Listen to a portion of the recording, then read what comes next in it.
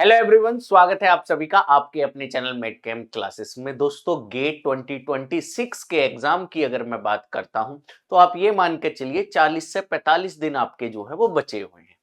जो गेट का आपका एग्जाम है वो 7 फरवरी 2026 के दिन आपका होना है। आप में से बहुत लोग जो है वो गेट की प्रिपरेशन कर रहे होंगे। दो तरह के आप में से जो है स्टूडेंट होंगे। एक तो जो चाहते होंगे कि हमारी जो रैंक है वो अंडर 50 आ जाए, मतलब बहुत अच्छी रैंक आए, जिससे हमारा ओएनजीसी या अलग अलग गवर्नमेंट में जो वैकेंसी निकलती है गेट के थ्रू उनमें सिलेक्शन हो जाए।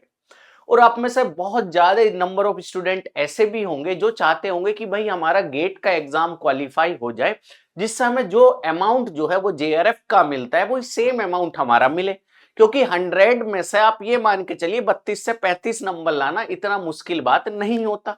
अगर आप इतने नंबर ले आते हैं तो आपको जो है वो सेम फेलोशिप मिलती है जो कि जेआरएफ वालों को मिलती है। तो आप में से बहुत ज्यादा नंबर ऑफ स्टूडेंट ऐसे होंगे जो चाहते होंगे कि हमारा जो है वो पीएचडी में एडमिशन हो जाए, या पीएचडी जो है वो कर रहे होंगे और चाहते हैं कि हमें जो है वो सेम अमाउंट फेलोशिप मिलती रहे। तो सबसे जो आसान रास्ता होता है, जो बहुत ज्यादा नंबर ऑफ स्टूडेंट पीएचडी कर रहे हैं, जो फेलोशिप ले रहे हैं, वो लेते हैं भाई गेट के थ्रू। अगर आप गेट में अपने पासिंग मार्क्स ले आते हैं तो आपको जो है वो सेम अमाउंट फेलोशिप मिलेगा। दूसरे वो स्टूडेंट जो अच्छी रैंक लाना चाहते हैं। तो दोस्तों, इन 40 से 45 दिन में क्या बेस्ट स्ट्रेटजी होनी चाहिए, कैसे आपको प्रिपरेशन करना है ताकि आपका एग्जाम क्वालिफाई हो जाए।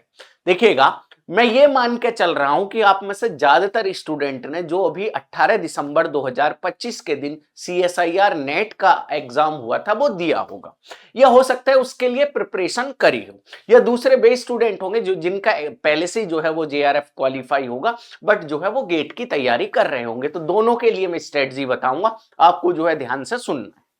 तो देखिएगा दोस्तों, अगर मैं जो है वो गेट की बात करता हूं तो गेट का आपको पता है कि एग्जाम कब है, 7 फरवरी 2026 को है।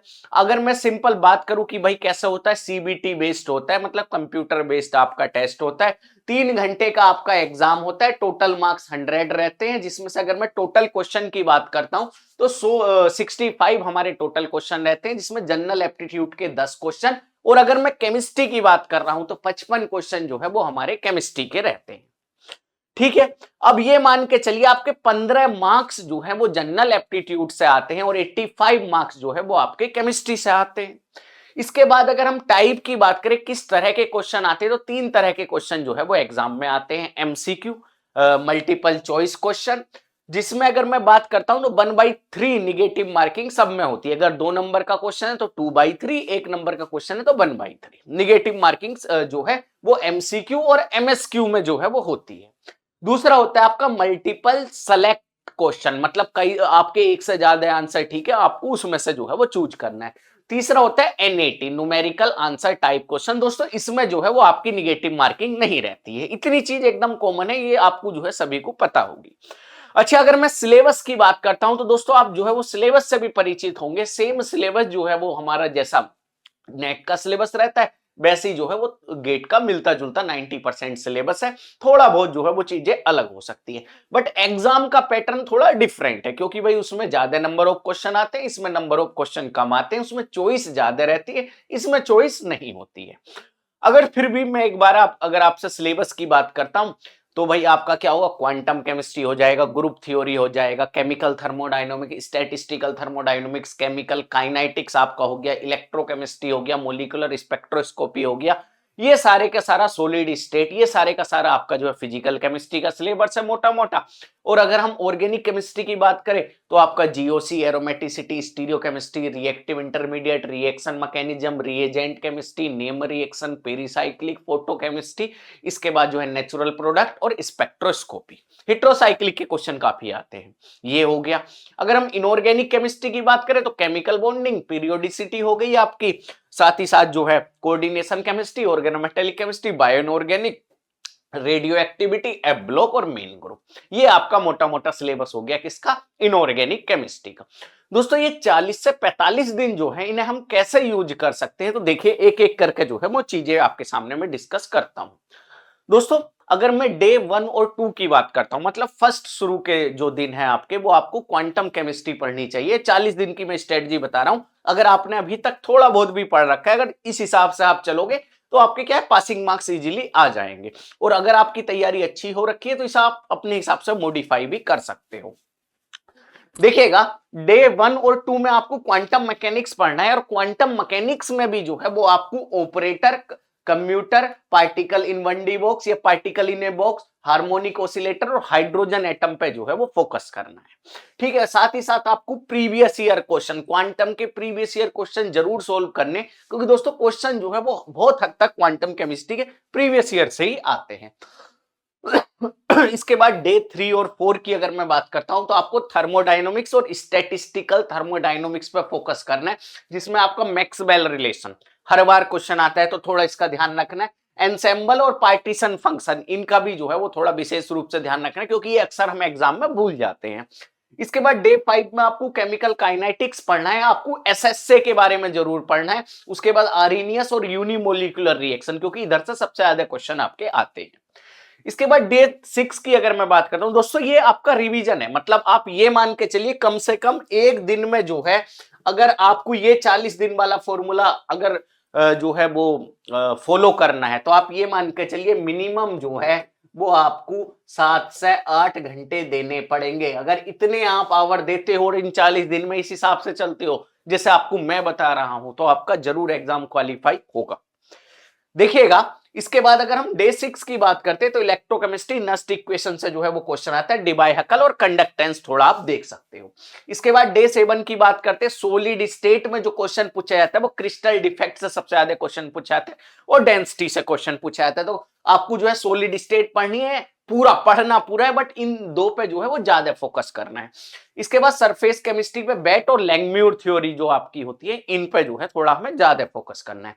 डे 8 से अगर मैं 9 की बात करता हूं तो मोलिकुलर स्पेक्ट्रोस्कोपी, जिसमें आपकी रोटेशनल आईआर रमन जो है, इस पर थोड़ा हमें ज्यादा फोकस करना है। यहां से जो है एनएमआर और यूवी आप हटा सकते हो, ये हम बाद में ऑर्गेनिक केमिस्ट्री के साथ कवर कर सकते हैं। तो आपको रोटेशनल आईआर रमन और सिलेक्शन रूल, क्वेश्चन जो है वो सिलेक्शन रूल से बहुत ज्यादा पूछे जाते हैं, तो सिलेक्शन रूल पे आपको ज्यादा फोकस करना होगा। डे 10 की बात करता हूं तो फिजिकल का अगर कोई टॉपिक आपका रह गया आप वो पढ़ सकते हो, साथ ही साथ प्रीवियस ईयर क्वेश्चन, पूरी फिजिकल केमिस्ट्री के एक बार में ही आपको प्रीवियस ईयर लगा देने कि हाँ इस साल का हो गया, अगले साल का हो गया, अगले साल का हो गया। वन शॉट या वन लेंथ या मैराथन क्लास जो रहती है उसके थ्रू आपको प्रीवियस ईयर क्वेश्चन कर लेने हैं। आप चाहे तो फिजिकल केमिस्ट्री में एक चीज और कर सकते हो कि जितने भी फॉर्मूले हैं वो एक जगह लिख सकते हो, क्योंकि मैं देखा हूं कि गेट के एग्जाम में फॉर्मूला बेस्ड क्वेश्चन बहुत ज्यादा आते हैं, तो अपना एक फॉर्मूला सीट जो है वो तैयार करना जरूर भाई। ठीक है, ये अपने 10 दिन हो गए, इसमें आप 1-2 दिन एडजस्ट करके अपने हिसाब से भी चीजें चेंज कर सकते हो, ये आपको करना होगा। इसके बाद अगर मैं बात करता हूं आगे के दिनों की, तो डे 11 और 12 में जो आपको करना है वो आपको कोऑर्डिनेशन केमिस्ट्री पढ़ना है, और कोऑर्डिनेशन में crystal field theory, ligand field theory, इसके बाद आइसोमेरिज्म का क्वेश्चन इसमें आता है तो आइसोमेरिज्म पे फोकस करना है। साथ ही साथ स्पिन स्टेट कि हाई स्पिन होगा, लो स्पिन होगा, टर्म सिंबल जो है लो एनर्जी स्टेट क्या होगी, हाई एनर्जी स्टेट क्या होगी, साथ ही साथ ऑर्गल डायग्राम, इन पे आपको फोकस करना होगा। डे 13 की अगर मैं बात करता हूं तो ग्रुप थ्योरी, जिसमें आपको कैरेक्टर टेबल और रमन और आईआर एक्टिविटी आपको देखनी होगी, रेड्यूसेबल, इरेड्यूसेबल, ये सब आपको आना चाहिए और एक दिन काफी है इसके लिए। अगर डे 14 की बात करता हूं ऑर्गेनोमेटेलिक, आप इसमें करना 18 इलेक्ट्रॉन रूल, रिएक्शन, हेप्टेसिटी, और दोस्तों कार्बोनिल कंपाउंड जो होते हैं हमारे, कार्बोनिल केमिस्ट्री, सीओ वाले जितनी मेटल केमिस्ट्री है वो वाले आप जरूर करना डे 14। इसके बाद डे 15 की बात करता हूं तो बायो इनऑर्गेनिक, दूसरा एफ ब्लॉक, ये जरूर आपको करना होगा। डे 16 17 की बात करता हूं क्वांटिटेटिव एनालिसिस आप कर सकते हो और पीरियोडिक टेबल। दोस्तों अगर आप क्वांटिटेटिव यहां नहीं कर रहे हो तो आप रेडियो एक्टिविटी कर लेना, एक क्वेश्चन जरूर आता है और बड़ा इजी, ये मान के चलिए कि इक्वेशन बैलेंस करने का मोस्टली क्वेश्चन आता है, बट आप फिर भी जो है अगर क्वालिटेटिव नहीं कर रहे हो तो रेडियो एक्टिविटी यहां आप करना। इसके बाद डे 18 की मैं बात करता हूं तो कोई टॉपिक अगर रह गया है तो वो करना, साथ ही साथ पूरे previous year question inorganic chemistry के एक साथ आप कर सकते हो, या आप टॉपिक वाइज भी कर सकते हो। तो यहां भाई प्रीवियस ईयर क्वेश्चन करना है डे 18 पे, इसमें आप एक दिन और बढ़ा सकते हो, डे 18 और 19 आप कर सकते हो, क्योंकि ये जो मैं आपके सामने शेड्यूल लिया हूं ये 40 दिन का लिया हूं, जबकि हमारे 40 दिन से ज्यादा भी बचे हुए हैं, तो आप अपने हिसाब से थोड़ा मैनेज इसे कर सकते हो। बट दोस्तों अगर डे 19 और 20 की बात करें तो अब हमारी ऑर्गेनिक केमिस्ट्री स्टार्ट हो जाएगी, जो आपकी 20 से 25 मार्क्स की पूछी जाती है। अगर ऑर्गेनिक केमिस्ट्री की बात करता हूं तो जीओसी, एसिडिटी, बेसिसिटी और इफेक्ट जितने हमारे होते हैं वो सब आपको पढ़ने होंगे। इसके बाद रिएक्टिव इंटरमीडिएट भी आप जो है जीओसी के साथ रिएक्टिव इंटरमीडिएट भी कर लेना। डे 21 की बात करता हूं तो दोस्तों इस दिन हमें स्टीरियोकेमिस्ट्री करनी होगी और आरएस नोमेनक्लेचर आपको अच्छे से निकालना आना चाहिए। साथ ही साथ आपको जो है वो रिलेशनशिप इनएंसियो सेलेक्टिव होंगे, होमो सेलेक्टिव होंगे, डाइस्टीरियो सेलेक्टिव होंगे, ये चीज जो है इस पर ज्यादा थोड़ा फोकस करना होगा। डे 22 की बात करता हूं, इस दिन दोस्तों आप नेम रिएक्शन जो है वो पढ़ सकते हो। रिएक्शन मैकेनिज्म का थोड़ा बेसिक आप देख सकते हो। नेम रिएक्शन के ज्यादा क्वेश्चन आते हैं इसलिए मैंने यहाँ नेम रिएक्शन लिखा है, जिसमें एल्डोल, केनिजारो, क्लेजन और डील सेल्डर पे आप जो है वो ज्यादा फोकस कर सकते हो।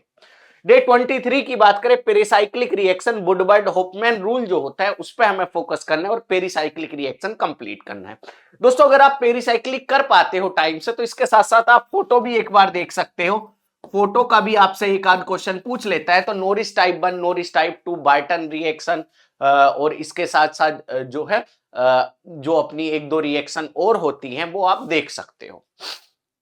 2+2 साइक्लो एडिशन, ये सारी रिएक्शन आप एक बार यहाँ देख सकते हो। डे 24 की बात करते हैं दोस्तों, मैंने अगर आपको ध्यान हो लास्ट स्लाइड में जो है वो एनएमआर स्पेक्ट्रोस्कोपी हटवा दिया था, क्योंकि यहाँ जो डे 24 है यहाँ हम पूरा टाइम जो है वो देंगे अपना स्पेक्ट्रोस्कोपी को, जिसमें हम जो है वो एनएमआर देखेंगे, आईआर देखेंगे, यूवी देखेंगे और जो है इसके साथ साथ ईपीआर पे जो है वो फोकस करेंगे। ये आपको स्पेक्ट्रोस्कोपी डे 24 में करनी है। आप एक दिन अगर नहीं हो पाती है तो एक दिन और बढ़ा सकते हो कि ईपीआर के साथ साथ आप मास भी कर सकते हो। तो ये डे 24 जो है आपको स्पेक्ट्रोस्कोपी पूरा आप तैयार करना है। डे 25 की बात करता हूं तो कोई न्यू थ्योरी अब इसके बाद से आपको नहीं पढ़नी है। आप ये मान लीजिए अगर आपने थोड़ा बहुत एडजस्ट भी करा होगा तो आप 30 दिन में इतना कर सकते हो। इसके बाद आपको कोई न्यू थ्योरी नहीं करनी है। आपको फोकस कहां करना है, पी बाई क्यू ओनली, क्योंकि प्रीवियस ईयर क्वेश्चन करने से आपका एक तरह से रिवीजन होगा। तो प्रीवियस ईयर क्वेश्चन पे जो है अब आपको यहां से फोकस करना है। चलिए भाई आगे चलते हैं। फेज 2 आएगा आपका, जिसमें आपको जो है वो टेस्ट देने होंगे और टेस्ट के साथ साथ जो भी आपकी वीकनेस होगी उस पर आप वर्क करोगे। जैसे सपोज करिए आप जो है वो टेस्ट दे रहे हो, आप जो है टॉपिक वाइज टेस्ट एक दिन में 2 या 3 आप दे रहे हो, या जो है आपने पूरा फुल लेंथ ऑर्गेनिक का, फुल लेंथ इनऑर्गेनिक का, फुल लेंथ जो है फिजिकल का टेस्ट दिया। ये तो अगर उसमें जो आपसे सपोज करिए केमिकल काइनेटिक्स के क्वेश्चन गलत हो रहे हैं या कोऑर्डिनेशन के क्वेश्चन गलत हो रहे हैं, तो उन पे जो है आपको फोकस करना होगा। अगर आपकी कैलकुलेशन में गड़बड़ हो रही है तो वो कैलकुलेशन आपको सुधारनी होगी। बार बार आपसे सेम मिस्टेक हो रही है, सिली मिस्टेक हो रही है, तो वहां आपको फोकस करना होगा। तो दोस्तों इसमें जो है अपनी वीकनेस हम फिक्स करेंगे, साथ ही साथ टेस्ट देंगे और देखेंगे हमारी कितनी तैयारी हो पाई है। ठीक है, टेस्ट आप अल्टरनेटिव डेज दे सकते हो। मिस्टेक कहां से होंगी, सिली मिस्टेक होती है, कैलकुलेशन एरर होता है, कभी कभी हमारे कॉन्सेप्ट जो है उसमें भी हमसे थोड़ा बहुत हम गलत पढ़ लेते हैं, तो कॉन्सेप्ट भी आपकी मिस्टेक हो सकता है। उसके बाद जो है डे 31 से 35 की बात करूं तो इसमें जो है वीक चैप्टर, जो भी आपके वीक चैप्टर है वो दोबारा से एक बार पढ़ने हैं, रिवाइज करना है। ग्रुप थ्योरी, थर्मोडायनामिक्स, स्पेक्ट्रोस्कोपी और कोऑर्डिनेशन, ये 4 टॉपिक आपको दोबारा से रिवाइज करने होंगे। दोस्तों कितने दिन हो चुके हैं, 35 डेज जो है वो आपके हो चुके हैं। अब लास्ट में हमारा फेज 3 शुरू होगा, जिसमें हम फुल लेंथ टेस्ट देंगे और जो भी हमारी कमियां हैं या जो हमारी टाइमिंग है कि भाई हमारा मतलब 3 घंटे में आराम से एग्जाम क्वालिफाई हो, तो वो टाइमिंग का जो है वो इशू सोल्व करेंगे, जो हमारा फेज 3 में आएगा, जिसमें हम फाइनल रिवीजन, जितना भी टाइम बचा जल्दी जल्दी जो है वो सब चैप्टर के एक बार दोबारा से आपको पेपर पलटने होंगे, और जो है जो आपका एग्जाम है जैसा वही सेम जो है वो आपको फुल लेंथ टेस्ट देने होंगे। दोस्तों अगर मैं टेस्ट सीरीज की बात करता हूं तो मेडकेम क्लासेस के आप जो है ऐप डाउनलोड करके टेस्ट सीरीज ज्वाइन कर सकते हो, जिसमें आपको क्या क्या मिलेगा तो मैं बता देता हूं। टॉपिक वाइज टेस्ट,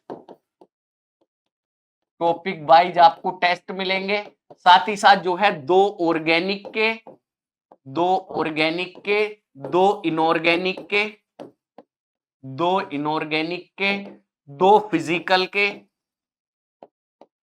2 फिजिकल के, और साथ ही साथ जो है वो 3 आपको full length test, full length test. ये जो टेस्ट होंगे आपके दोस्तों गेट के लिए होंगे, जैसा गेट का आपका एग्जाम पैटर्न होता है वैसे ही जो है ये टेस्ट होंगे।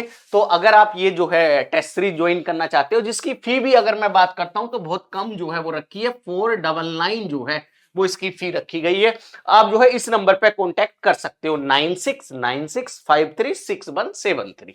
इस नंबर पे जो है आप कांटेक्ट कर सकते हो। दोस्तों जो आपको मैं स्ट्रेटजी बताया हूं, अगर आपने थोड़ा बहुत भी पढ़ रखा है और आप चाहते हो कि पासिंग मार्क्स आपके आ जाएं, तो दोस्तों जो ये मैं स्ट्रेटजी बताया हूं ये सबसे बेस्ट है। कि आप कहाँ पीएचडी में एडमिशन हो गया, आप पहले से ही पीएचडी कर रहे हो, तो आपको अगर फेलोशिप लेनी है तो आप जो है इसे जरूर फॉलो करिए, आपका जो है वो जरूर एग्जाम क्वालिफाई होगा। इसके बाद दोस्तों अगर मैं बात करूं आपको ऐप कैसे डाउनलोड करना है, तो भाई गूगल प्ले स्टोर पे जाना है, आपको ऐप डाउनलोड करना है, अपना जो है कैटेगरी सेलेक्ट करनी है, CSIR नेट या गेट आपको सेलेक्ट करना है, वहां टेस्ट ऑल कोर्सेज में जाना है, टेस्ट सीरीज आपको दिख जाएगी। तो कुछ इस तरह से जो है आप टेस्ट सीरीज ज्वाइन कर सकते हो। तो दोस्तों देखिएगा, अभी तक आपने चाहे जो भी करा हो, बट अगर ये 40 से 45 दिन आप थोड़ी मेहनत कर देते हो तो एग्जाम आपका जरूर क्वालिफाई होगा। जिन्हें अच्छी रैंक निकालनी है, जो मतलब जॉब में जाना चाहते हैं गेट के थ्रू, तो वो भी थोड़ा ज्यादा जो है फोकस करें। 40 दिन हैं आपके, 40 दिन आप कम से कम 8 घंटे मिनिमम पढ़िए, 8 से 10 घंटे। देखिए पहले नहीं पढ़ा कोई बात नहीं, उसके बाद नहीं पढ़ोगे कोई बात नहीं, बट ये 40 दिन कम से कम कोशिश करिए, मिनिमम 8 से 10 घंटे आप पढ़ें। अगर आप इतना करते हो तो दोस्तों रिजल्ट जो है आपका बहुत बेहतर जाएगा। मेरी शुभकामनाएं आपके साथ है। अगर आपको कुछ भी प्रॉब्लम आती है तो आप हमसे कांटेक्ट कर सकते हैं। साथ ही साथ इस वीडियो के कमेंट बॉक्स में जाके आप जो भी आपके दिल में है, जो भी आपको बात पूछना है वो लिख सकते हैं। दोस्तों अगर आपको वीडियो पसंद आई तो वीडियो को लाइक करें। अब अगर आपने अभी तक चैनल को सब्सक्राइब नहीं किया है तो चैनल को सब्सक्राइब करें। Thank you so much everyone for joining this session. Thank you.